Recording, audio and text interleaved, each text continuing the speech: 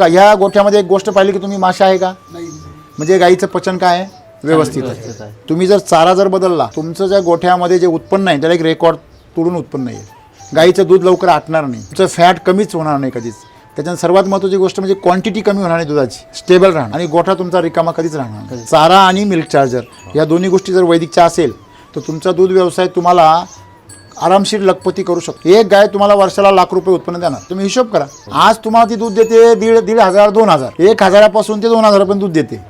तुम्ही मिल्क चार्जरचा चारा वैदिकचा, हे मिल्क चार्जर तुम्ही हे जर दोन्ही चारलं तर ती गाय तुमची गॅरंटेड कमीत कमी 3,500पर्यंत दूध द्या. तुम्ही जर वैदिकचा चारा जर दिला ना, तुमची गाय जी 20ची गाय आहे ती 17-18वरती कमीत कमी 7 महिने राहणार. मग विचार करा तुम्ही किती दूध निघेल. आमचा प्रॉब्लेम काय आहे, आमचं जो दूध आहे ते टिकत नाही. आपल्या गायांच्या बाबतीमध्ये काय गंमत आहे की आपण ही जी शक्ती आहे, ही शक्ती दुधाची जी आहे ती टिकून ठेवली पाहिजे. की एकदम वर जाते आणि एकदम खाली येते.